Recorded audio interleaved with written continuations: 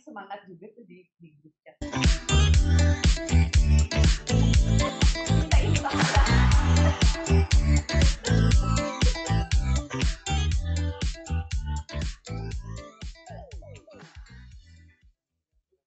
Selamat siang Tanoto Scholars, teladan. Walaupun saya nggak bisa dengar semangat teman-teman, boleh ditulis di kolom chat ya. Selamat siang, terima kasih banyak sudah hadir sampai di sesi Alumni Session ini. Sudah mendekati sesi akhir di hari kedua Tanoto Scholars Gathering. Dari pagi kita sudah banyak mendengarkan inspirational talk dari berbagai narasumber. Apalagi tadi yang terakhir dari Pak Sihol, kemudian ada Mbak Triana juga ya, dari April Group, kemudian yang sekarang ini juga nggak kalah inspiratif gitu ya, nggak kalah inspiratif. Walaupun namanya Alumni Session, tapi kita juga akan memberikan materi-materi yang inspiratif juga tentunya kepada Tanoto Scholars. Sebelumnya saya perkenalkan diri dulu ya, tadi sudah secara singkat dikenalin gitu. Nama saya Eksis Ineksis, ini nama asli bukan nama palsu. Banyak yang nanya ya, ini nama panggung atau apa, karena news anchor atau karena sering nge-MC atau moderator. Ini nama asli, boleh kalau mau lihat KTP-nya boleh dilihat, itu bukan nama panggung atau nama palsu. Mungkin secara singkat aja ya, karena banyak banget yang nanya apa sih artinya nama Eksis Ineksis, dan saya juga mau share di sini karena ini menurut saya adalah salah satu anugerah juga dari Tuhan Yang Maha Esa melalui Bapak saya yang sudah memberikan nama Eksis Ineksis. Jadi saya harus share juga nih, tanggung jawab saya juga. Kenapa namanya Eksis Ineksis? Kalau secara harfiah bahasa Indonesianya adalah ada dalam ada. Nah, tapi apa sih maknanya dari ada dalam ada ini? Ini penting juga bagi Tanoto Scholars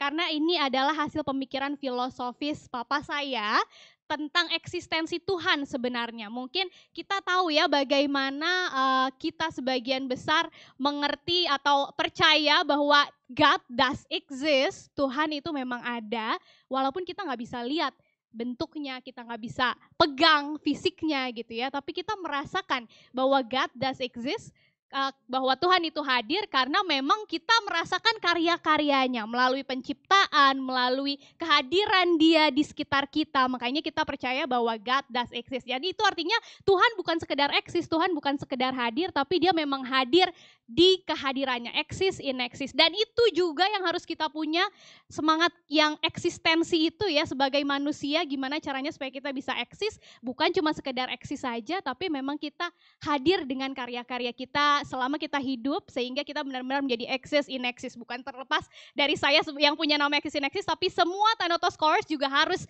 bisa melakukan karya-karya, menciptakan karya-karya supaya benar-benar menjadi manusia yang eksis. Nah, saya tadi dikasih tahu lulusan Fakultas Kehutanan Institut Pertanian Bogor. Mana anak-anak IPB? Hai, anak-anak IPB boleh tulis di kolom chat siapa yang dari IPB.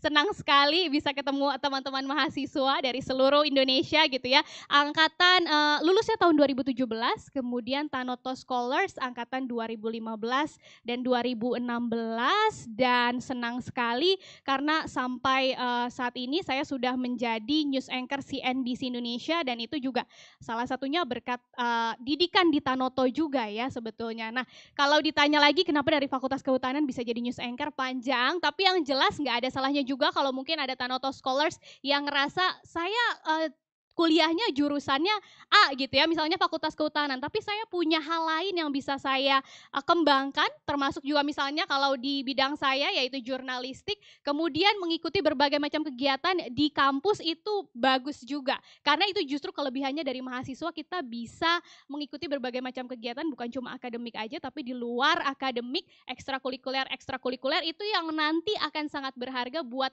kehidupan teman-teman pasca kampus mau jadi apa, termasuk saya akhirnya jadi news anchor CNBC Indonesia, walaupun tetap sebetulnya pinginnya jurnalis lingkungan karena kan masih kehutanan ya, tapi ternyata dapetnya di media ekonomi bisnis nggak apa-apa juga, yang penting bisa mengembangkan skill di bidang jurnalistik. Nah, setelah lulus sebetulnya kalau boleh curhat sedikit, waktu selama di kampus jadi Tanoto Scholars itu belum pernah ikut sama sekali yang namanya Tanoto Scholars Gathering karena waktunya nggak pas teman-teman. Waktu TSG tahun 2016 kalau tidak salah itu lagi PKL, karena mahasiswa kehutanan pasti tahu ya gimana sibuknya PKL. Kemudian tahun berikutnya ternyata lagi skripsi apa penelitian gitu kalau nggak salah, dan akhirnya lulus jadi nggak kesampaian nih dapat atau ikutin Tanoto Scholars Gathering. Padahal pengen banget karena dapat cerita dari senior-senior gimana serunya ikut Tanoto Scholars Gathering ini, pembicara-pembicaranya, kegiatan-kegiatannya, dan ternyata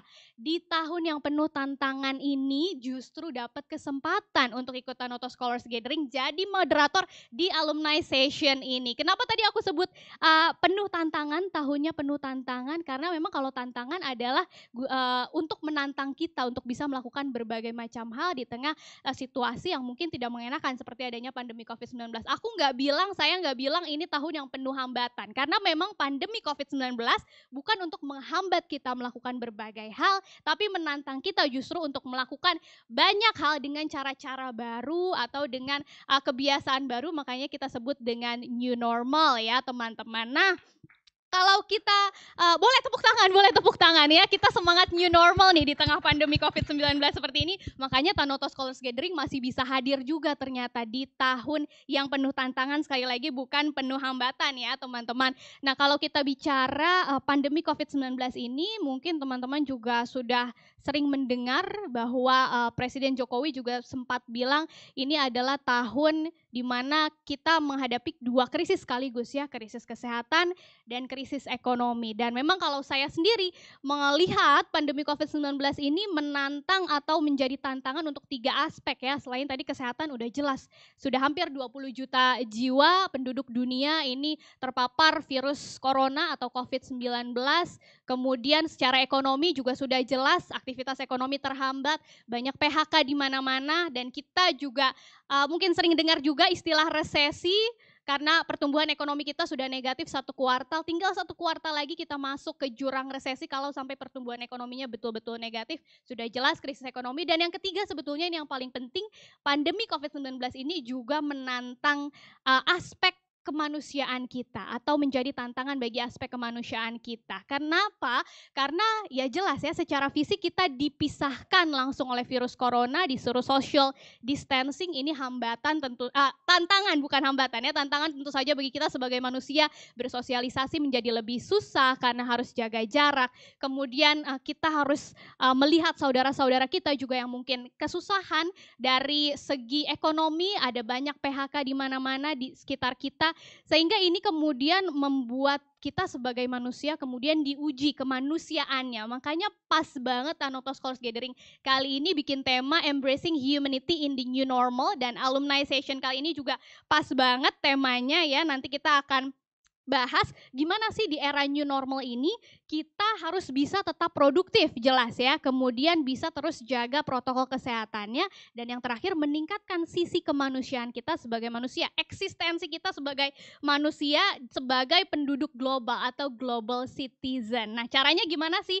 Yang jelas kita harus punya rasa empati, kita harus meningkatkan rasa empati kita, dan bukan cuma rasa empatinya aja, tapi gimana caranya supaya kita bisa melakukan aksi-aksi yang bisa menunjukkan kepedulian kita terhadap sesama ya. Nah, kita akan bahas ini bersama dengan 3 narasumber alumni Tanoto yang sudah expert di bidangnya. Tentu saja kita akan bahas dalam temanya adalah menarik global citizenship in new normal. Nah, seperti apakah alumni Tanoto ini menghadapi kehidupan new normal di daerah masing-masing, bukan cuma di Indonesia loh teman-teman. Kita akan dengar alumni Tanoto yang berpengalaman di luar Indonesia, ada di Jerman dan di Singapura. Siapakah ketiga alumni Tanoto itu? Langsung saja, saya nggak akan perkenalkan panjang lebar karena sudah ada video perkenalannya. Kita simak video yang berikut ini. Hai, saya Simon Simorangkir, saya Tanoto Scholars 2012 dari kampus Universitas Sumatera Utara. Selain itu, saya juga menyelesaikan studi saya dari kampus Chongnan University of Economics and Law, ambil program MBA di China. Saat ini saya bekerja sebagai konsultan di perusahaan swasta, dan saya juga merupakan pendiri dari Kopecida, Komunitas Pemuda Cinta Damai Anak Indonesia. Saya aktif di kegiatan sosial dan kepemudaan. Terakhir kali saya bersama teman-teman melakukan aksi sosial untuk membantu sahabat-sahabat kita dari Wuhan untuk kembali ke Indonesia. Halo semuanya, saya Steffi, saya Tanoto Scholars 2010. Dulu saya berkuliah di Universitas Indonesia, jurusan Ilmu Komputer. Saat ini saya tinggal di Berlin, di Jerman. Sejak 5 tahun yang lalu saya sudah tinggal di sini. Awal mulanya untuk berkuliah, master, kemudian kemudian setelah lulus saya memutuskan untuk tinggal dan bekerja di sini. Saat ini saya bekerja sebagai lead data analis di salah satu perusahaan teknologi. Seperti kalian bisa lihat sendiri di sini, orang-orang sudah mulai keluar dari rumah untuk beraktivitas karena angka di sini semakin kecil. Dan pemerintah sudah mengizinkan untuk orang-orang beraktivitas seperti biasa. Maka inilah new normal di Jerman.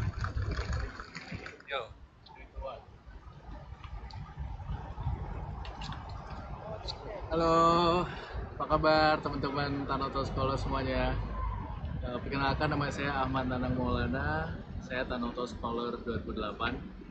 Saya dulu berkuliah di Institut Teknologi Bandung, jurusan arsitektur. Dan selama kurang lebih 10 tahun terakhir saya berkarir di Singapura sebagai arsitek di salah satu konsultan arsitektur di Architects di Singapura. Saya sekarang berada di kawasan Marina Bay. Biasa sore-sore olahraga, dan banyak juga yang lain yang sedang olahraga. Oke, demikian dari saya. Saya harap teman-teman semua tetap semangat. Salam dari saya. Itu dia tadi, boleh tepuk tangan di rumah masing-masing ya. Siapa yang udah semangat nih untuk mendengarkan sesi dari para alumni ini? Siapa yang udah semangat? Boleh tulis di kolom komentar, saya semangat. Dan jangan lupa perhatikan baik-baik karena ini akan mendapatkan petua-petua, karena mereka lebih senior ya, lebih senior juga dari saya. Gimana sih kehidupan pasca kampus, kehidupan profesional di dunia kerja, apalagi di luar Indonesia. Ada tadi Kak Stevi di Jerman, kemudian Kak Nanang di Singapura. Diambil ilmunya sebanyak-banyaknya dan jangan lupa buat apapun kalian yang ada di pikiran kalian, penasaran, rasa penasaran itu dicurahkan aja langsung di kolom komentar. Selagi ingat langsung begitu, misalnya Bang Simon nanti ngomong sesuatu, kemudian ada yang mau ditanyakan, cus langsung ditulis di kolom komentar, kita akan bacakan dan akan dijawab langsung oleh para alumni di akhir sesi ini. Mungkin langsung aja ya kita ke narasumber kita yang pertama, alumni atau Tanoto Scholars angkatan 2012 ya, Bang Simon Simorangkir. Ini dia. Oke, Bang Simon sudah di samping saya. Kirain ada bumper nih, ternyata nggak ada bumper ya. Bang Simon sudah ada di samping saya. Kalau Kak Stevi ada di Jerman, terus Kak Nanang ada di Singapura. Kita mulai dulu dari Bang Simon. Bang Simon tadi di perkenalan dikasih tahu kalau Bang Simon ini aktif juga di kegiatan-kegiatan sosial, termasuk di tengah pandemi ini kemarin. Bang Simon ikut atau turut serta dalam pemulangan WNI dari Wuhan. Wah, ini keren banget. Mungkin kita cuma sering dengar, aku juga cuma ngeberitain bagaimana WNI di Wuhan kemudian dipulangkan ke Natuna. Ternyata Bang Simon langsung mengalaminya dan justru jadi mungkin salah satu inisiator juga ya pemulangan WNI dari Wuhan ke Indonesia. Boleh diceritain dong pengalaman lebih lengkapnya lagi, Bang Simon? Ya, terima kasih Mbak Exis in Exis. Senang banget mendengar penjelasan arti nama Exis in Exis. Ya langsung saja, saya Simon Simorangkir, alumni Tanoto Scholars USU. Halo anak-anak USU semua. Horas. Mana nih Horas, anak-anak USU? Nah, saya mau sharing terkait global citizenship. Tapi sebelumnya saya mau sharing kenapa saya ke China. Ini sangat berkaitan ketika 2014 atau 2015 ya, TSG atau Tanoto Scholars Gathering pertama kali diadakan di Pangkalan Kerinci di perusahaan April. Dan pada saat itu saya memang menjadi moderator Pak Sukanto Tanoto. Begitu. Wow, keren banget. Ya bersama Susan dulu, Susan Natasha dari USU juga. Dan yang saya mau sampaikan kenapa sampai saya ke China, pada saat saya moderator Pak Sukanto, saya ditantang begitu. Inti tantangannya ialah kamu harus bisa bahasa Mandarin. Nah, pada saat itu juga saya lagi internship di April. Jadi ini sangat ada kaitannya kenapa saya harus ngambil ke China dan kenapa jurusan saya ambil MBA. Ini semua ada kaitannya. Karena saya lihat pada saat saya di April internship, saya melihat di situ ada Pak Anderson, Tanoto atau Ko Anderson. Saya lihat kok ada MBA-nya, itu MBA itu apa ya? Nah seperti itu sebenarnya. Dan pada akhirnya saya mencoba cari tahu, benar tadi kata Mbak Exis, kalau memang kita benar-benar fokus kepada sesuatu yang mau kita ambil, itu bisa aja kita dapat walaupun tidak linear jurusannya. Nah singkat cerita, saya berangkat ke China dan mendapatkan kampus di kota Wuhan. Mungkin dulu Wuhan itu gak ada yang tahu. Kalau sekarang dibilang sekarang Wuhan, udah terkenal. Kalau dulu mungkin belum ada yang tahu ya. Betul. Kalau sekarang orang-orang bilang Wuhan, udah tahu pasti COVID-19. Nah, jadi saya Branding Wuhan jadi gini ya. betul. Dan saya mau sharingkan menjadi global citizenship di Wuhan itu sebenarnya berawal ketika saya menjadi volunteer. Jadi saya mau sharingkan juga banyak pengalaman yang saya mendapatkan selama di Wuhan. Mulai dari saya itu ketika ikut volunteer itu saya didelegasikan menjadi delegasi Indonesia untuk hadir di Wuhan Marathon Swimming. Jadi ada maraton berenang di danau itu di Nanhu. Nanhu itu artinya sebuah nama danau di Wuhan, tapi bukan air biasa, tapi air dingin. Dan berawal dari keaktifan saya sebagai delegasi Indonesia untuk kegiatan di luar negeri, membawa saya pada akhirnya saya pernah juga ikut syuting CCTV. Apa begitu. tuh? CCTV itu salah satu TV di China. Oh. Jadi syutingnya terkait One Belt One Road atau kalau teman-teman pada tahu Itai Ilu. Jadi itu jalur sutranya Xi Jinping. Oke. Dan saya sangat kaget karena keaktifan saya di volunteering di China membuat saya berangkat untuk pertama kalinya ikut syuting di dalam hidup saya. Itu sekitar 2 minggu. Jadi saya heran ternyata jumpa artis China itu nggak susah kalau kita tinggal di luar negeri, yaitu tadi global citizenship. Dan di situ saya merasakan bagaimana bisa ke Beijing, terus setelah dari Beijing ke tempat rekaman, tidur di hotel bintang 5, terus juga directly melihat artis-artis China pada saat itu. Siapa tuh yang paling berkesan waktu itu artisnya? Saya lupa namanya, cuma saya pikir wah ternyata artis China ini lebih cantik dilihat secara langsung daripada di TV. Oke. Begitu. Dan itu yang membuat saya sangat terharu mengapa kita menjadi masyarakat global pada saat itu. Tapi yang mau saya sharingkan teman-teman pada saat sesi kali ini, saya mau sharingkan bagaimana saya menjadi global citizenship after dan before. Nah, before yang tadi saya sudah jelaskan. Dan pada akhirnya puncak saya menjadi global citizenship itu saya diberikan kesempatan sama Kemendikbud untuk berangkat ke Vietnam. Itu acara Asia Pacific Economic Cooperation 2017 dan itu saya juga tidak pernah pikirkan sama sekali begitu.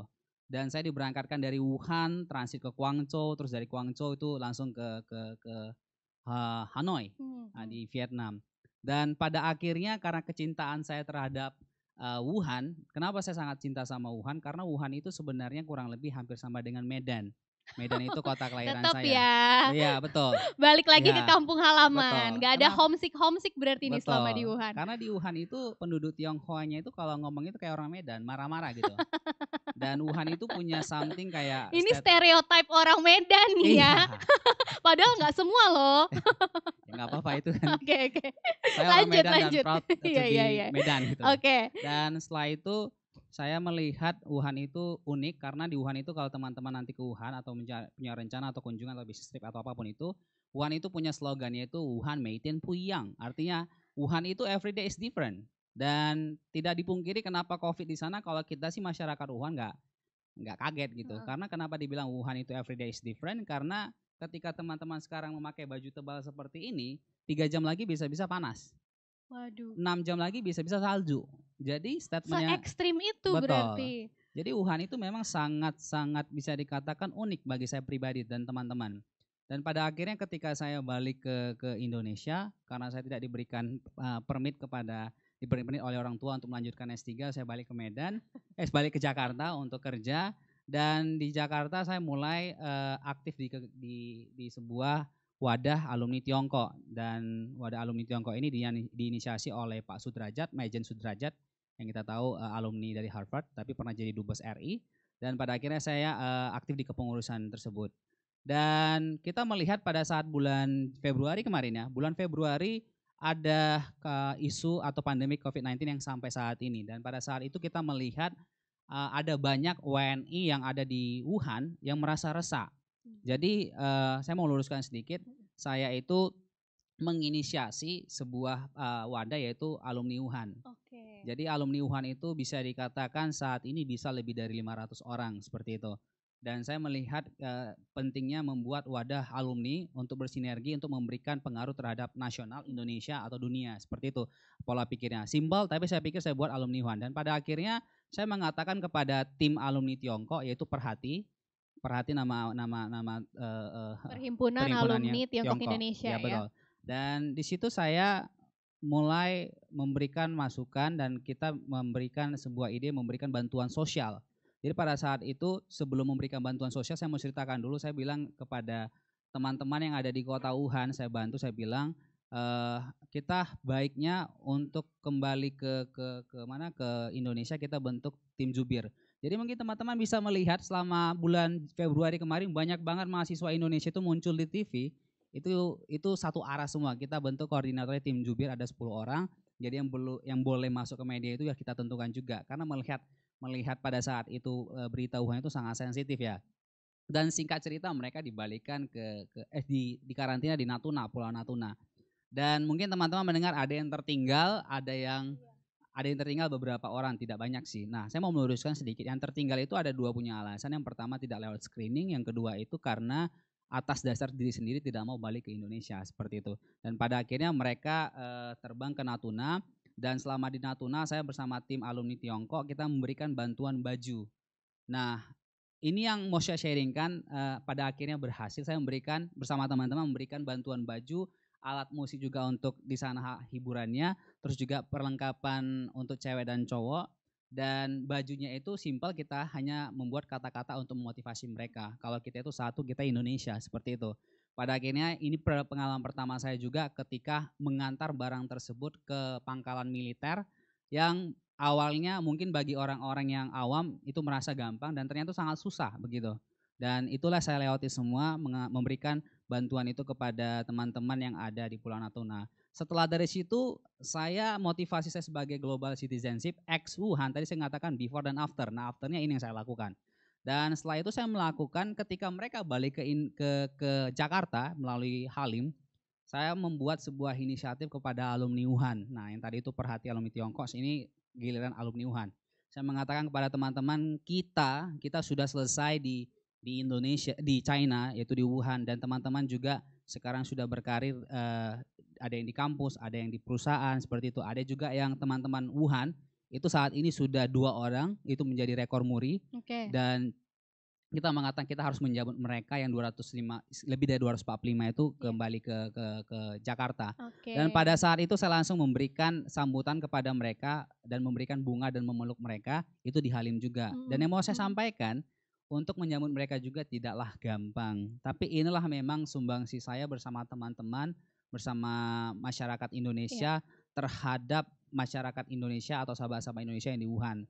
Dan singkat cerita, itulah aksi saya untuk apa ya, untuk Indonesia dan untuk memang membawa harum nama Indonesia di kancah internasional. Luar biasa, itu baru dari ceritanya Bang Simon ya. Ternyata kayak gitu, mungkin kesannya sederhana, cuma ngasih bantuan kaos atau barang-barang untuk keperluan wanita atau pria. Tapi ternyata cerita di dalamnya tuh kompleks. Dan untuk sampai ke Wuhannya sendiri juga gak semudah kita ngebayanginnya. Ya wah enak banget bisa pergi ke China dan lain-lain. Nah kita akan dengar cerita dari alumni yang lainnya. Ini kita akhirnya jalan-jalan nih, kita ke Jerman ya, walaupun virtual aja nggak apa-apa kali ya. Udah bosen kan di rumah aja, kita ajak nih Tanoto Scholars, para teladan untuk jalan-jalan ke Jerman dulu nih. Kita mau dengerin cerita Kak Stevi. Hai Kak Stevi.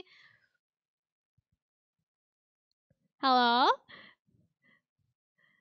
Suara Kak Stevi di sini kurang kedengeran.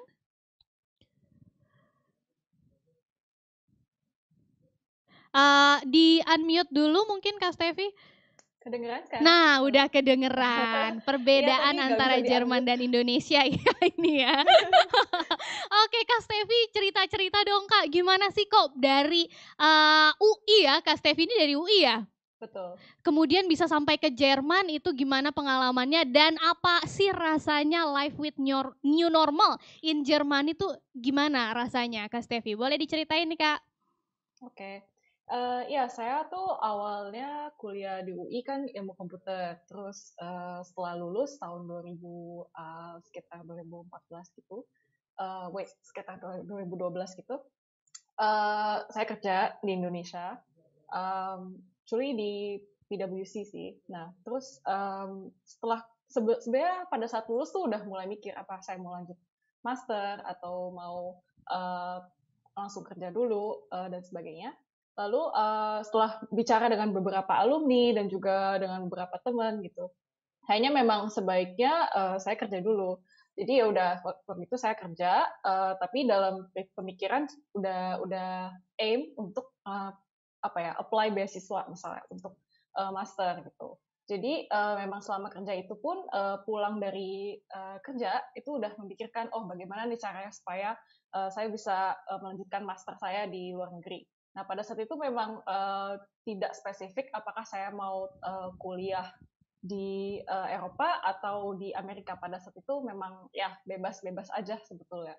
Tapi memang sadar kalau kuliah di luar negeri berarti saya butuh beasiswa, dan maka dari itu saya apply beberapa opportunity gitu. Kebetulan ada alumni dari Universitas Indonesia juga yang mendapatkan beasiswa dari Eropa. Jadi itu tuh istilahnya Ministry of Education-nya Eropa. Mereka punya beasiswa setiap tahun. Mereka memberikan program master programnya itu jadi selama 2 tahun kita pindah-pindah negara untuk satu jurusan yang sama. Jadi program ini memang dibuat oleh pemerintah Eropanya sendiri, konsorsium Eropanya sendiri. Jadi satu program terdiri dari beberapa universitas, terus kita juga diperkenalkan pada budaya masing-masing negara. Singkat cerita, saat itu saya dapat beasiswa jurusannya IT for BI, jadi IT for Business Intelligence. Bidangnya itu kalau kalian tahu sekarang mungkin seperti data science, data engineering, so big data, so areanya ke arah sana sebetulnya. Terus jadi perkuliahan saya itu dimulai dengan saya pertama kali di Belgia, di Brussels, selama 1 semester. Terus semester berikutnya saya harus pindah ke negara lain, yaitu ke Prancis, dan di sana juga tinggal di satu kota kecil sebetulnya, yang kalau misalnya kita ngomong ke orang Prancis pun belum tentu mereka tahu kota itu. Mirip-mirip sama Wuhan berarti ya Kak? Iya, mirip-mirip sama Wuhan mungkin. Tapi kalau misalnya orang Prancisnya tahu sejarah, mereka tahu kota itu sih, namanya Blois. Jadi di kota itu memang banyak castle gitu, banyak istana-istana yang bersejarah di sana gitu. Terus setelah itu tahun keduanya saya boleh pilih sebetulnya apakah mau kuliah di Paris atau kuliah di Barcelona atau di Berlin. Tapi pada saat itu setelah saya bicara dan memang topik yang saya sukai kebanyakan ada di Berlin, maka saya pindah ke Berlin. Nah di Berlin itu sendiri universitasnya di TU Berlin. Setelah kuliah lalu kemudian lulus gitu kan, terus itu keputusan yang perlu dibuat lagi tuh, apakah mau stay di Jerman atau mau langsung balik gitu kan. Kebetulan di Jerman itu memang pemerintahnya sangat butuh orang, terutama di bidang-bidang tertentu seperti bidang sains, bidang teknologi, bidang kedokteran gitu. Jadi untuk orang-orang yang kuliah di Jerman dengan bidang-bidang seperti itu dimudahkan, jadi diberikan visa untuk mencari kerja, dan visanya ini berlaku sampai 1,5 tahun. Jadi memang generous banget kalau dipikir-pikir dibandingin negara lain gitu. Bahkan di negara Eropa lainnya pun, setahu saya Jerman itu yang paling yang lumayan baik ya dari segi memberikan visa gitu. Jadi saya pada saat itu memikirkan, ini kesempatan bagus gitu kan. Jadi oke, saya putuskan untuk coba apply kerja di sini untuk ya memperluas pengetahuan juga, untuk menambah pengalaman juga gitu kan. Jadi ya udah, akhirnya memang setelah itu jadi keterusan sih. Jadi memang enjoy banget tinggal di sini di Jerman. Suka juga dengan budayanya dan suka juga dengan orang-orangnya. Kebetulan di kota Berlin ini sangat internasional ya untuk ukuran kota-kota di Jerman lainnya. Berlin itu seperti Jakarta sebetulnya. Jadi kamu akan ketemu banyak orang dari berbagai negara, dari berbagai kota, dan juga dari segi acara, dari segi tempat makan misalnya, itu banyak sekali variasi di sini. Jadi memang kotanya sudah sangat metropolitan kalau bisa dibilang seperti itu.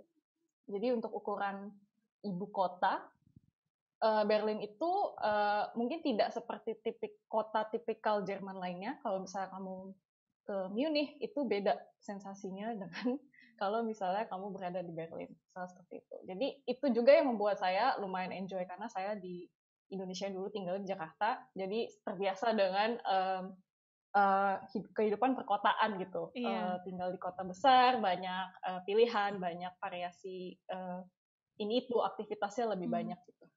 Oke, sama juga ya. Tadi kayak Bang Simon di Wuhan Iya. rasanya kayak di kampung halaman Medan, kayaknya agak jauh Wuhan dan Medan. Ini juga di Berlin ternyata rasanya sama juga kayak di Jakarta. Nah, kalau di tengah Betul. pandemi kayak gini Kak, itu di sekarang nih ya, sekarang kan udah masuk ke new normal. Aku kalau nggak salah juga baca berita Jerman masuk ke gelombang kedua nih. Situasinya lagi kayak gimana sih Kak di Jerman?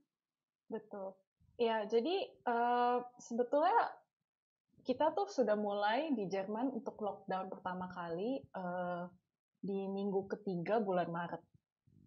Jadi semua kantor pada saat itu, masuk kantor saya juga langsung menginstruksikan semua karyawannya untuk bawa pulang monitornya, bawa pulang laptopnya dan sebagainya supaya kamu bisa kerja di rumah lancar gitu.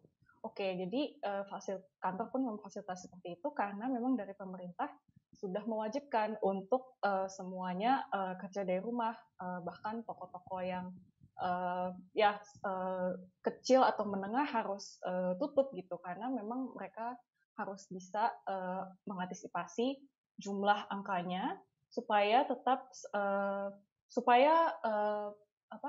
petugas kesehatan di Jerman tetap bisa menangani jumlah orang-orang yang sakit gitu. Terus setelah itu kira-kira bulan Juni atau fast forward ke Juni lah ya, angkanya udah mulai mengecil gitu dan memang Jerman itu termasuk yang penanganannya lumayan bagus kalau dibandingkan kota-kota atau negara-negara lain karena memang kita sudah belajar dari Italia dan sudah belajar dari negara-negara lain yang kenanya duluan gitu kan. Terus setelah itu memang sudah lockdown-nya direlaksasi sehingga orang-orang sudah mulai beraktivitas. Jadi relaksasinya itu bertahap, nggak yang langsung new normal gitu, nggak. Bertahap mulai dari kita coba dulu mulai dari ini untuk anak kecil yang di sini kan ada kayak daycare gitu ya, dan itu dari pemerintah juga. Daycare-nya dimulai dulu, tapi cuma beberapa jam per hari gitu. Supaya tidak menghambat orang-orang yang misalnya yang parents yang harus bekerja di rumah dan harus menangani anaknya at the same time gitu kan. Jadi memang diutamakan hal-hal seperti itu. Terus toko-toko sudah mulai buka dan mereka supaya bisnis tetap berjalan. Cuma mereka memang harus membatasi jam bukanya, lalu jarak orang satu sama lain harus at least 1,5 meter. Jadi kadang-kadang kalau toko yang kecil, misalnya ada 1 atau 2 orang customer, ya udah yang lainnya harus menunggu dulu di luar sampai customer ini selesai keluar dari toko itu misalnya. Terus juga public transport sudah mulai jalan, tapi orang-orang harus pakai masker dan bahkan waktu itu juga ada petugas jadi kayak dari pihak kepolisiannya gitu untuk periksa juga secara berkala gitu apakah orang-orang pakai masker, apakah orang-orang tertib gitu terhadap peraturan ini.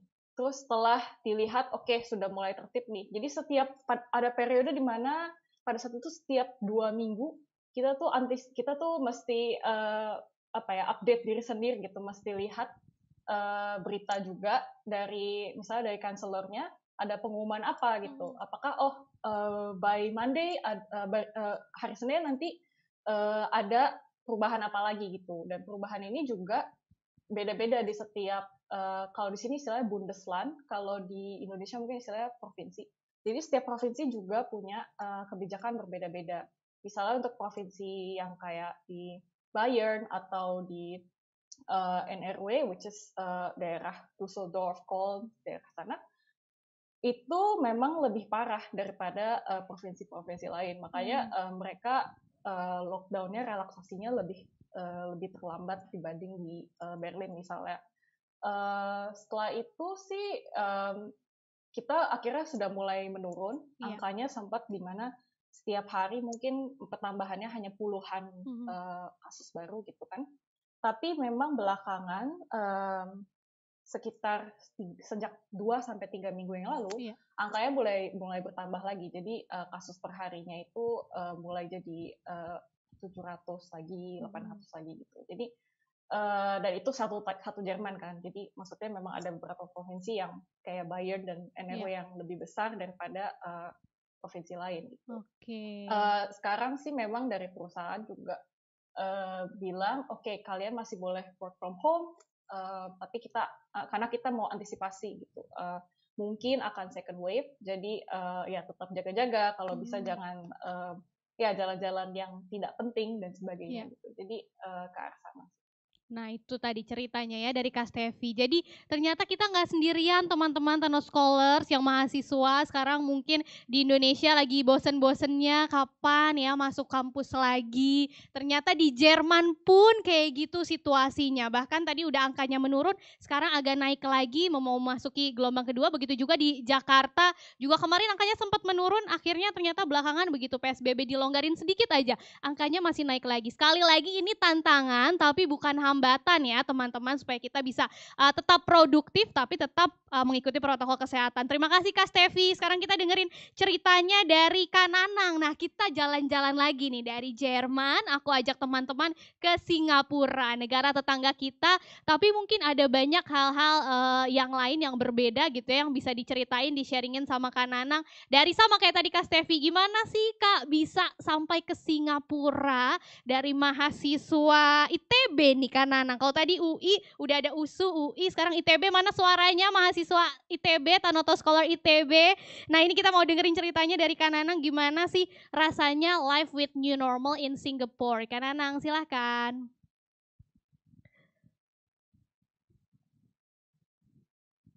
Ya boleh di unmute Kak Nanang. Halo. Halo, sehat-sehat ya Kak? Alhamdulillah. Alhamdulillah, oke. Silakan di-sharingin. Semuanya, terima kasih pertama-tama kepada Tanoto Foundation yang telah mengundang saya untuk dapat berpartisipasi di acara ini. Terus terang karena saya alumni, bukan tua ya nyebutnya jadi ini. Senior. Tadi Kak Stevi 2010, ini Kak Nanang boleh aku sebut ya, 2008 nih. Jadi makin lama makin ke akhir makin senior. Gak apa-apa. Itu harus bangga jadi senior Kak. Iya, kalau zaman dulu memang kita nggak ada acara apa namanya? Tanoto Scholars Gathering. Karena waktu belum itu ada. baru awal-awal ya. Dan kebetulan saya juga salah satu yang beruntung mendapatkan beasiswa ini. Waktu itu saya kuliah di ITB. Saya sebenarnya asalnya dari Solo. Oke. Kemudian saya kuliah di Bandung di ITB, jurusan arsitektur, dan mungkin tahun ketiga mendapatkan beasiswa Tanoto Foundation. Saat itu sih cukup generous ya, saya itu full sampai dengan lulus beasiswanya. Jadi cukup membantu saya. Dan ceritanya kenapa tiba-tiba sampai Singapura? Waktu itu sebenarnya ini aja sih iseng ya, tahun 2009 2010 itu. Sebelumnya saya udah bekerja di Bandung sebentar sih, sebenarnya beberapa bulan setelah lulus di konsultan arsitektur di Urbane. Waktu itu masih ada Pak Ridwan Kamil sebagai prinsipal arsitek. Kebetulan beliau juga dosen di ITB juga, waktu itu masih sebagai dosen. Kemudian saya coba apply kerja di kantor saya sekarang di DP Architect Singapura. Dan kemudian ya sampai sekarang nggak kerasa udah sekian tahun di Singapura gitu. Cuman meskipun berada di Singapura, yang saya rasain sih mungkin sharing pengalaman selama saya tinggal di sini. Mungkin karena Singapura kan negara kecil ya, cuman 5 juta orang, kemudian wilayahnya juga kecil sekali sebenarnya, mungkin sama dengan DKI Jakarta kurang lebih, ya kan, Jabodetabek. Tapi mereka sangat interconnected gitu, jadi terbuka semuanya, hub, financial hub, transport hub, port, itu tuh sangat interconnected dengan dunia internasional, perdagangan dan lain-lain. Termasuk banyak proyek yang saya kerjakan juga saya berkesempatan untuk mengerjakan banyak proyek nggak hanya di Singapura. Jadi kebanyakan konsultan di Singapura justru tidak hanya mengerjakan proyek di Singapura karena juga terbatas lahannya. Jadi banyak ekspansi yang dilakukan ke negara-negara tetangga seperti di Indonesia. Saya ada beberapa proyek di Indonesia juga. Kemudian di Southeast Asia, juga di China. China saya juga ada beberapa tahun lalu di Foshan, di Guangzhou, kemudian di Beijing juga.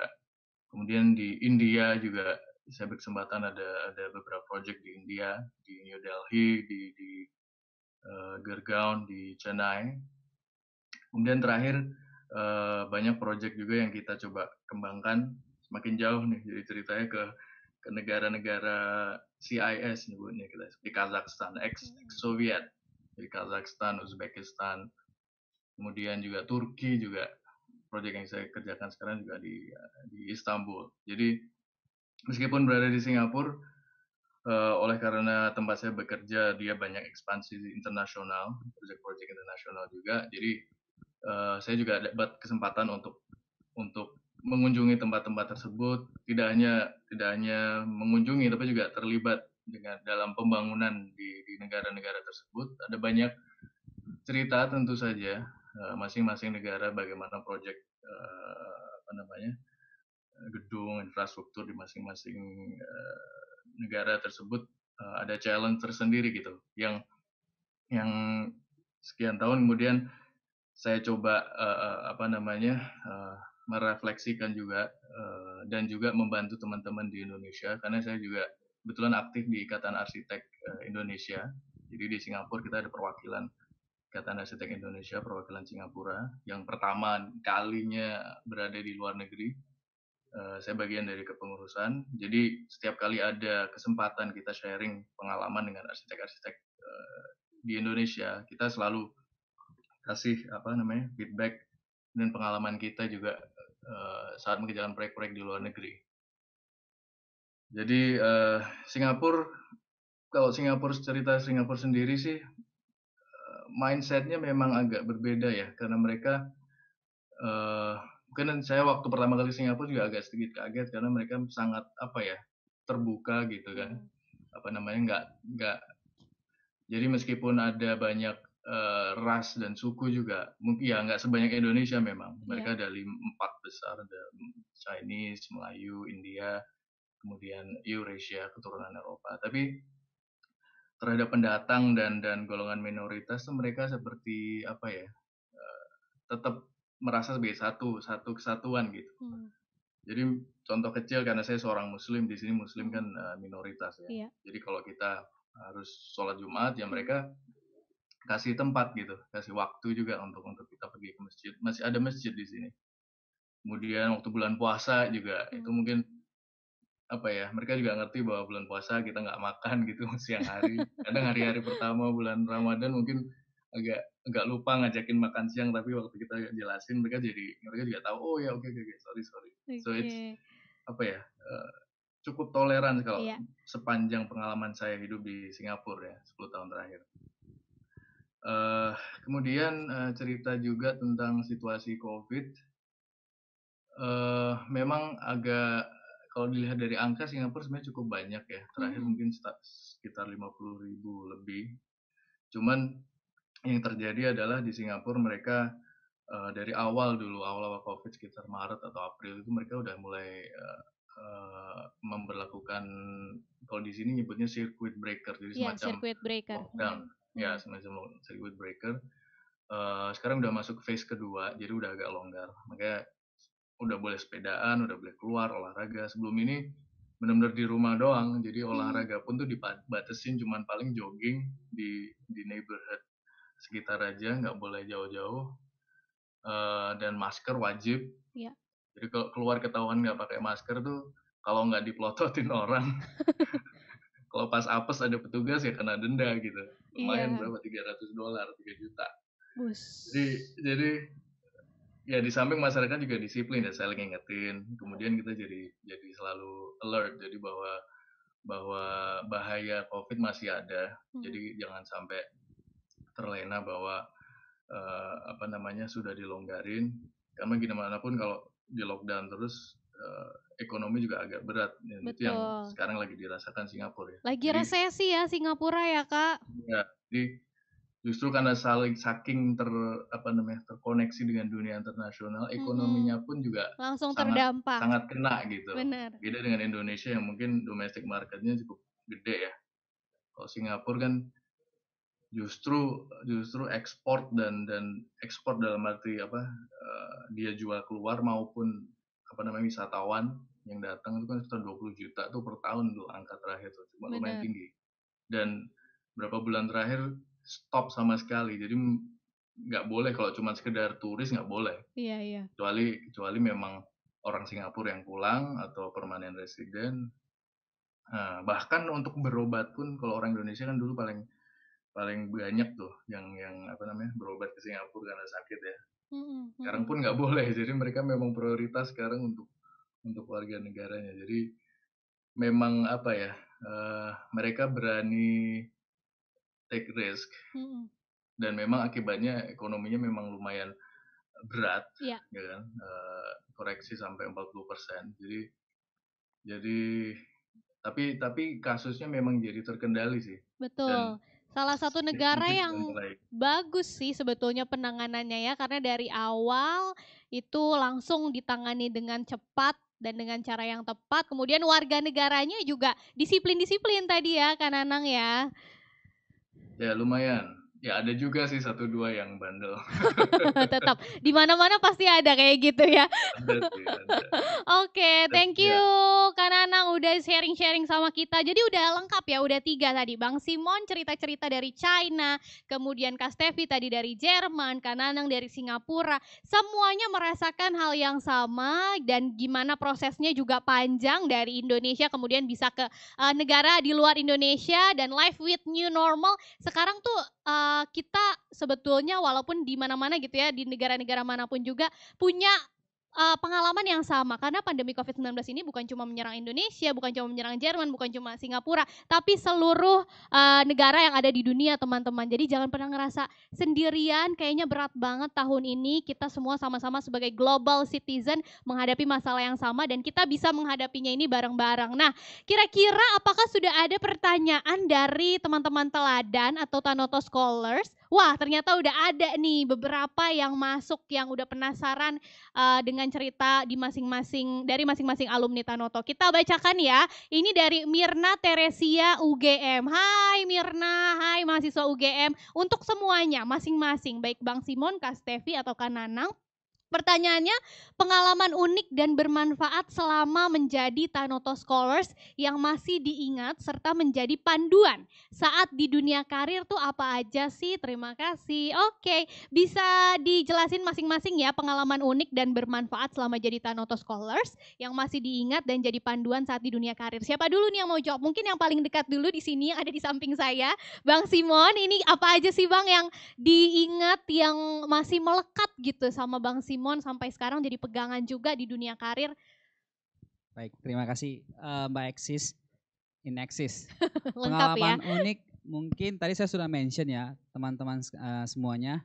Pengalaman unik yang saya dapat dari Tanoto Foundation atau selama Tanoto Scholar, saya bisa internship di April dan bisa satu tim sama Ko Anderson Tanoto yang directly kita ke lapangan sama-sama, dan saya pada saat itu memang melihat waduh, saya masih bisa dikatakan kacung kampret dan masih kacung kampret butiran ya. debu. Butiran debu betul. Ya, butiran debu pada saat itu sudah bisa langsung lihat Ko Anderson di lapangan dan mengikutnya untuk ikut ke media itu dan sudah pasukan Tanoto juga ya langsung. Iya, dan yang bermanfaat mungkin pada saat ketemu Pak Sukanto Tanoto. Dan kenapa saya mengatakan seperti itu Mbak Eksis? Karena ketika saya di China, ketika saya interview untuk ngambil MBA pun saya banyak mention terkait perusahaan April. Kalau di China kan perusahaan Pak Sukanto Tanoto yang untuk pulp and paper kan ada, namanya Asia Symbol.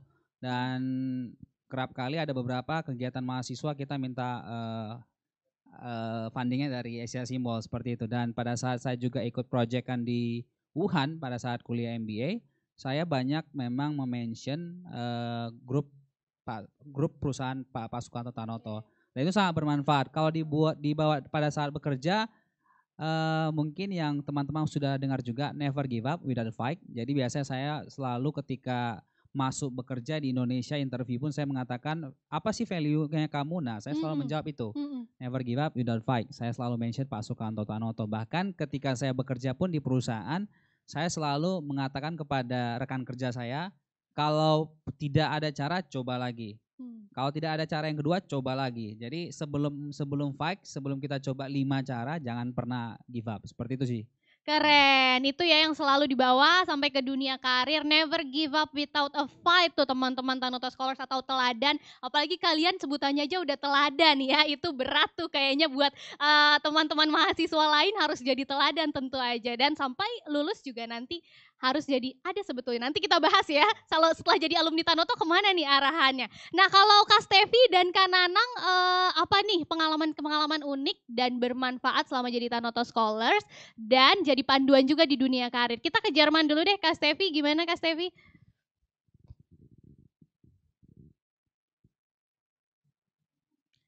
Kak Stevi, boleh di-unmute? Kira-kira apa ya yang paling berkesan buat Kak Stevi sampai jadi panduan nih sampai di dunia kerjaan juga? Silakan Kak Stevi. Iya, bisa kedengeran? Bisa Oke. kedengeran, jelas. Ya, kalau aku sih ingatnya dulu waktu jadi Tanoto Scholars, pernah ikut Tanoto Scholars Gathering juga tahun 2011 kalau nggak salah.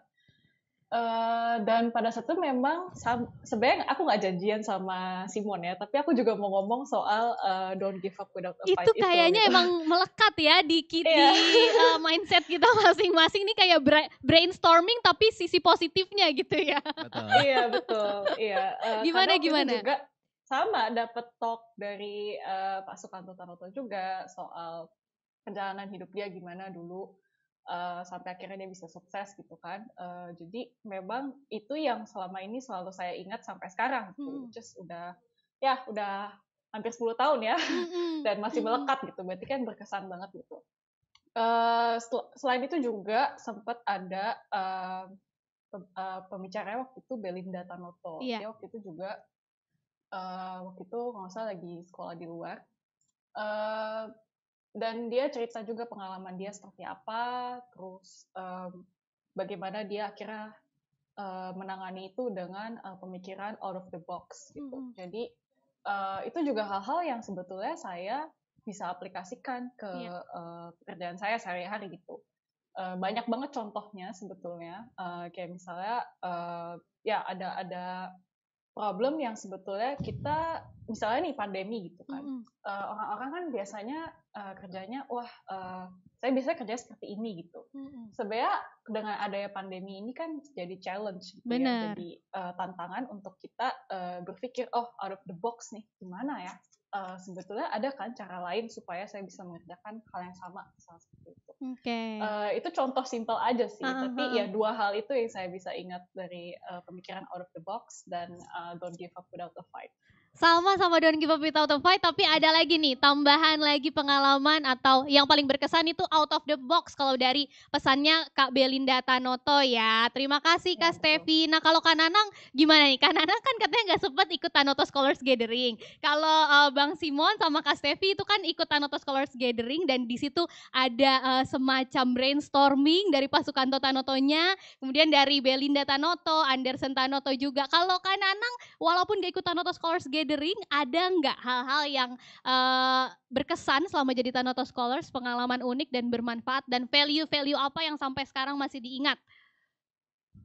Ya, kalau saya dulu sih memang karena baru awal-awal, jadi memang nggak ada program gathering atau apa. Jadi sangat sederhana dulu awal-awal program beasiswa ini. Yang pasti sih kalau yang dari saya prinsip waktu itu share ke kita bahwa jangan lupa untuk give back, itu aja sih. Karena terus terang beasiswa Tanoto cukup generous untuk waktu saya, saya nggak tahu untuk sekarang, dan mereka dan tanpa istilahnya tanpa bond gitu, tanpa ada ikatan dinas atau gitu kan ya. Jadi Jadi once you part of it, tinggal kuliah, lulus, mau kerja di mana terserah. Jadi nggak ada ini. Jadi itu, tapi justru dengan dikasih kebebasan itu, saya berpikir dan waktu itu juga ditekankan gimana nanti kalau suatu saat kamu bisa atau sudah di suatu posisi yang bisa untuk memberi kembali, it should be a noble thing that you can do. Jadi kalau itu sih prinsip saya juga, maksudnya whatever the level of your life at the moment, pasti bisa kita sekedar waktu atau tenaga atau pemikiran, nggak harus materi. Jadi, dan terutama untuk Tanoto karena memang sangat berjasa untuk saya pribadi. Jadi Betul. kapanpun diminta untuk ikutan, oke, siap. Jadi tanpa no excuse deh.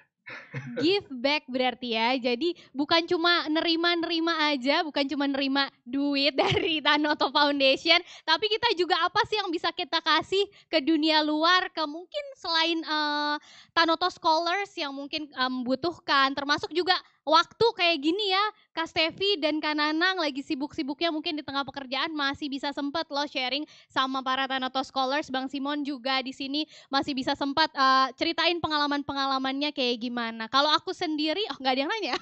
Tapi ya sebagai alumni ya, aku yang paling berkesan, aku juga nggak ikut Tanoto Scholars Gathering sama juga kayak Kak Nanang. Tapi tetap aja perjalanan selama jadi Tanoto Scholars, ngelihat pengurus-pengurus Tanoto Foundation, Pak Chandra, Mbak Vika, dan yang lain-lain tuh mereka bawa nilai masing-masing ke kehidupan mereka dan itu berkesan banget buat saya. Yang jelas be authentic sih kalau saya ya, be authentic. Karena dimanapun kita itu akan ada banyak banget persamaan nilai-nilai kehidupan. Kayak tadi aja sama ya, sama-sama yang berkesan adalah dari Pak Sukanto Tanoto, don't give up without a fight. Tapi gimana sih caranya supaya kita bisa jadi berbeda, yaitu be authentic. Jadi apa yang paling be the best version of you gitu kan, be the best version of us. Itu aja sih yang paling berkesan karena saya bisa masuk Tanoto Foundation juga waktu itu kata Mbak Vika bukan karena ya selain karena memenuhi persyaratan dari segi nilai dan lain-lain, tapi ya karena saya just being me gitu, just being us, be authentic gitu aja sih. Apakah ada yang pertanyaan lain? Wah udah ada lagi nih yang masuk. Kali ini dari Universitas Riau. Wah ini banyak nih pasti dari Riau biasanya. Muhammad Ikrom nanya lagi ke semuanya. Semoga nggak bosen-bosen ya ini kakak-kakak alumni. Nanya dijawab satu-satu. Selamat siang Kak, selamat siang Ikrom. Saya izin bertanya, apakah kakak-kakak sekalian memiliki kendala melanjutkan karir di luar Indonesia dan bagaimana kakak-kakak beradaptasi dengan kehidupan luar negeri yang tentu berbeda mulai dari kondisi iklimnya dan budayanya. Apa ada tips dan triknya menjalani kehidupan di luar negeri? Keren banget pertanyaannya dan ini pasti mewakili apa yang ada di benak teman-teman teladan atau Tanoto Scholars sekalian. Dijawab sekarang kalau tadi udah dari Bang Simon, mungkin dibalik nih kita ke Singapura lagi deh sama Kak Nanang. Kak Nanang boleh dijawab nih Kak, apa katanya yang kendala-kendala yang dirasain selama menjalankan karir di luar Indonesia, terus gimana adaptasinya, ada tips and triknya nggak buat tadi beradaptasi dengan kehidupan yang ada di luar Indonesia? Boleh Kak Nanang? Oke, kalau kendala sih dulu awal ke Singapura pasti ada culture shock ya, karena memang meskipun dekat secara kultur memang berbeda gitu dari segi, bukan soal kultur kita ngomongin tari-tarian atau bukan Iya, itu, bukan, tapi bukan. lebih ke gimana Kebiasaan kultur sehari-hari gitu ya. bekerja ya kan, on time pasti. Kalau kita ngaret gitu ya. Tapi enggak, Tanoto Scholars dan para alumni enggak ya. Jadi semua waktu itu udah di schedule. Jadi orang Singapura kan memang teliti ya, terkenal pokoknya setiap ini tuh selalu ada slot waktunya. Jadi itu mungkin salah satu yang agak awal-awal memang agak shock juga karena mungkin kita udah biasa budaya yang nggak enak. Santai lah ya, kita orang Indonesia tuh cenderung santai ya kan. Mau negur juga, kamu dong gitu kan. Iya. Kalau mereka direct, jadi kalau you're late gitu ya udah ngomong ke kita gitu kan. Next time jangan telat. Oke, maksudnya it's fine. Kadang mungkin itu untuk pertama kali kita jadi merasa down. Tapi ya apa ya, tipsnya ya telan aja sih kalau waktu pertama-tama ya. Iya, Tapi apalagi ya lama-lama pasrah gitu ya, pasrah. lama-lama it will build up into your own habit juga sih. Oke, gitu Iya. kalau dari Kak Nanang pokoknya, diserap aja kalau misalnya ada banyak, hal baru yang dihadapin gitu ya, Kak, ya kita perhatiin, watching, baru kemudian Ya. kita adaptasi Kita juga pelan-pelan. mesti agak open mind juga sih Nah itu maksudnya. dia, Ya heeh, itu yang paling penting. Jadi jangan menganggap diri kita atau hal yang biasa kita lakuin yang paling paling benar, ya bener, kan? Just take your time untuk observe. Jadi tahu oh ternyata tuh kebiasaan gini, nanti gimana kita bisa masuk, kita bisa adapt di mana.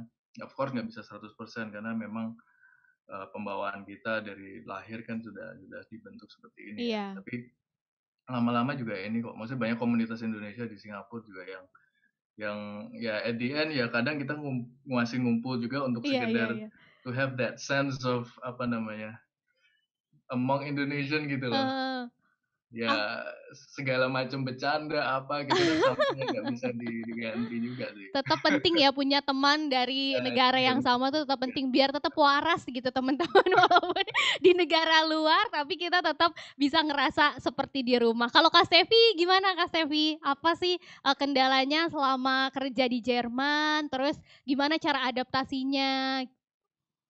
Ya, kurang lebih mirip sih seperti pengalamannya Kak Nanang ya. Mm-mm. Jadi memang disiplinnya tuh berasa banget, orang-orang di sini tuh sangat on time. Yang Iya. bahkan kalau kamu telat beberapa menit, less than 5 menit pun mereka udah mulai yang kayak gelisah gitu kayak kenapa sih ini gitu kan. Karena menurut orang-orang sini tuh waktu itu penting banget, itu adalah resource dalam kehidupan yang tidak bisa dikembalikan. Gitu. Iya, Jadi mereka sangat pelit terhadap waktu sebetulnya. Itu salah satu yang lumayan shock juga karena ya datang dari Indonesia yang ya udahlah 5 menit doang gitu kan. Di sini tuh masalah besar gitu. Terus soal sama sih being open minded, karena di sini misalnya meskipun saya sudah jadi team lead gitu ya, nggak berarti bawahan saya, orang-orang yang melapor pada saya itu tidak bisa mengkritik saya. Mereka Iya. juga boleh mengkritik saya, dan maksudnya kalau mereka melihat ada keputusan saya yang salah, mereka juga bisa bilang gitu. Dan sebetulnya ini kultur yang menurut saya baik. Mungkin belakangan juga diadaptasi di Indonesia di startup atau di perusahaan yang lebih internasional gitu. Tapi untuk ya pengalaman yang kayak nggak enak, dia kan lebih tua dari saya gitu. Oh Nggak dia enakan. udah lebih berpengalaman gitu kan. Iya. Di sini tuh tidak seperti itu gitu. Jadi mereka tidak mengenal, kalau misalnya mereka memang melihat oh ini salah, mereka bisa kasih argumen.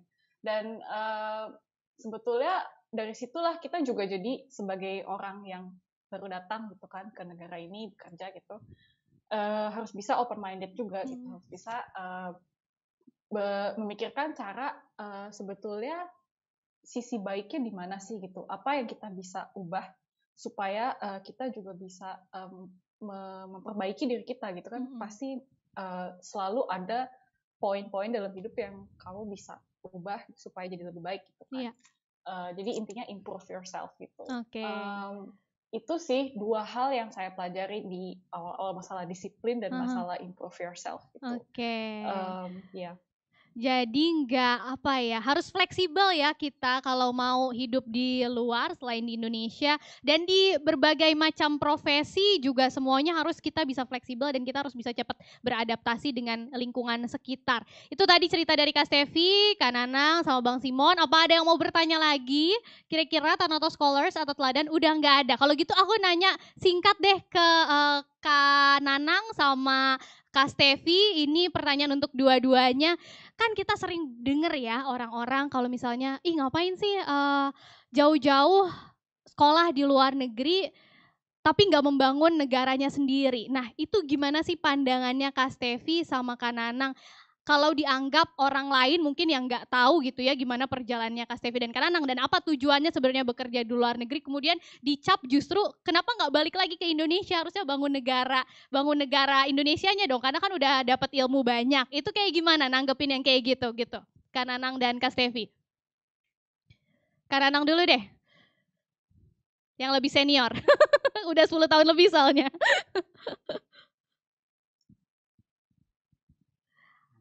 Unmute. Sebentar. Coba Kak Nanang tes. Oke. Ya, sebenarnya sih untuk menanggapi itu sih karena saya juga aktif di Ikatan Arsitek Indonesia. Jadi di perwakilan di Singapura kita juga ada Ikatan Arsitek Indonesia di sini. Jadi melalui itu saya pribadi dan juga teman-teman arsitek Indonesia yang ada di Singapura selalu memberi kesempatan atau informasi, dan juga kalau ada sharing session kayak gini kita juga kasih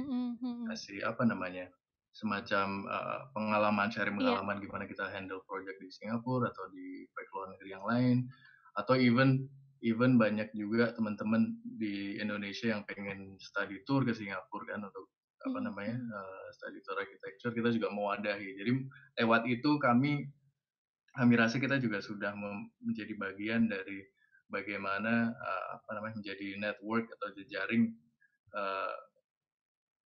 arsitek Indonesia dalam hal ini sesuai profesi, gimana kita bisa lebih terbuka gitu wawasan secara internasional, ya kan? Jadi sebenarnya sih bukan kalau menurut saya pribadi dan juga pengalaman melihat bagaimana Singapura mindset mereka berkembang gitu. Jadi tidak hanya mereka sih udah bagaimana dia bisa ini keluar justru. Jadi nggak hanya ini ke dalam terus, tapi karena dengan begitu dia bisa, jadi ekspor mereka sekarang udah bukan soal barang doang gitu, pabrik bikin sesuatu jual, atau mereka juga nggak punya natural resources. Jadi yang mereka jual adalah intellectual resources dari masing-masing, ya kan?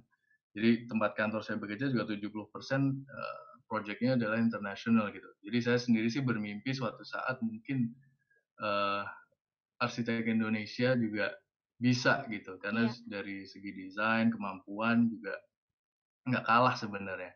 Benar. Jadi justru bukan ke dalam aja gitu ya Kak Nanang, tapi justru kita harus bawa nama Indonesia keluar. Nah kalau Kak Stefi sendiri kayak gimana? Apakah mirip-mirip kurang lebih sama Kak Nanang atau ada pendapat tersendiri kalau ada orang yang bilang ngapain sih kerja di luar negeri, mendingan balik aja ke Indonesia, kerja di Indonesia, membangun negeri sendiri. Gimana Kak Stefi?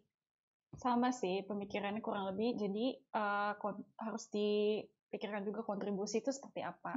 Kontribusi itu nggak cuma yang namanya pulang ke Indonesia lalu bekerja gitu. Bisa juga misalnya kamu sudah bekerja di luar negeri, belajar banyak hal dari luar negeri, lalu setelah beberapa tahun, setelah kamu sudah punya ide apa yang mau dikembangkan di Indonesia, kamu bisa kembali ke Indonesia untuk bangun ide ini gitu, benar-benar bangun dari awal misalnya. Jadi itu sih pemikiran yang saya pegang juga. Maksudnya kenapa akhirnya saya di sini sudah 5 tahun gitu kan tinggal di sini bekerja, karena memang tujuannya adalah mencari pengalaman, mencari ide, mencari belajar gitu dari negara yang sudah maju seperti apa, supaya nantinya bisa diimplementasikan ke Indonesia. Berarti ada untuk kemungkinan balik lagi nih Kak Stefi nih. Who knows gitu kan. Maksudnya memang selama ini yang saya lakukan adalah ya harus tetap keep up gitu. Meskipun kita tinggal di luar negeri, di luar Indonesia, tetap harus update juga di Indonesia sudah seperti apa. Soal pengetahuan, soal teknologi, soal keadaan ekonomi dan sebagainya gitu. Dan jujur aja, sebetulnya teknologi di Indonesia atau anak-anak IT di Indonesia, program software engineer di Indonesia juga sudah sangat maju. Kalau menurut saya dibandingin dengan Jerman, sebetulnya orang-orang Indonesia lebih pintar gitu. Jadi memang ini hal-hal yang menurut saya kita harus bangga juga ya. Benar. Karena sebetulnya kita itu sudah bersaing sudah bisa bersaing di secara dunia internasional. internasional, benar. Oke, thank you Kak Stevi dan Kak Nanang sudah sharing-sharing sama kita. Terakhir nih singkat aja mungkin ya untuk Bang Simon, terakhir tadi kita bicara soal alumni, kayaknya aku dengar-dengar ada juga nih wadah untuk alumni Tanoto Foundation setelah lulus, mungkin para teladan akan menjadi apa setelahnya, boleh di-share sedikit aja ya karena keterbatasan waktu. Ini bocoran juga karena memang belum diresmikan, tapi boleh di-share ke para teladan atau Tanoto Scholars. Bang Simon silahkan. Baik, terima kasih Mbak Eksis. Jadi kita dari alumni Tanoto Foundation se-Indonesia, kita lagi mempersiapkan wadah untuk alumni, masih dipersiapkan, so far namanya Panutan. Ya. Wow, dari teladan jadi panutan ya. Nah, apa itu panutan? Mungkin saya belum bisa share di sini karena masih diproses di legal, terus juga di internal Tanoto Foundation masih dipertimbangkan juga. Cuman himbauan untuk teman-teman setelah selesai kuliah menjadi alumni, jangan lupa join sama kita, nanti bakalan ada informasi lebih lanjut dari saya juga sama Pak Chandra, sama Mbak Eksis juga. Dan kita juga sudah perdana buat temu sapa alumni Tanoto Foundation sekitar 3 minggu yang lalu. Dan itu salah satu awal dari kita ingin membuat sebuah wadah alumni tadi, yaitu Panutan. Mungkin itu saja ya. Oke, thank you Bang Simon, thank you Kak Stevi, thank you Kak Nanang, luar biasa, tepuk tangan dong semuanya, tepuk tangan virtual. Yeay. Makasih juga teman-teman Tanoto Scholars dan Teladan yang tadi sudah aktif berpartisipasi di sesi tanya jawab di alumni session ini. Semoga semua ceritanya dari masing-masing alumni ini bermanfaat ya buat teman-teman Tanoto Scholars kalian. Semangat terus untuk menjalani perkuliahan dan jangan takut nanti setelahnya akan jadi apa. Itu kalau teman-teman memanfaatkan semua kegiatan yang ada di Tanoto Foundation, mudah-mudahan itu berguna buat teman-teman kehidupan di pasca kampus atau setelah lulus kuliah. Dengan demikian sesi alumni session kali ini sudah selesai. Terima kasih, saya Eksis Ineksis pamit undur diri, dan teman-teman setelah ini boleh mengisi polling terkait dengan penilaian dari sesi ini ya. Pollingnya akan ada di layar. Ya, pollingnya boleh diisi teman-teman sekalian, dan setelahnya ini akan ada sesi yang menarik sekali. Tentu saja ini dari parallel session, teman-teman boleh pilih salah satu dan pasti udah pilih-pilih ya. Ada 3 nanti narasumbernya, tapi teman-teman hanya boleh pilih satu, mulai dari Tommy Prabowo, ini akan bicara soal public speaking, kemudian Agustina Samara, ada Alexander Sri Wiono juga, masing-masing materinya menarik-menarik, jadi teman-teman boleh langsung pilih salah satu dan dilanjutkan sesi selanjutnya. Terima kasih, sampai ketemu di lain waktu Tanoto Scholars dan para teladan.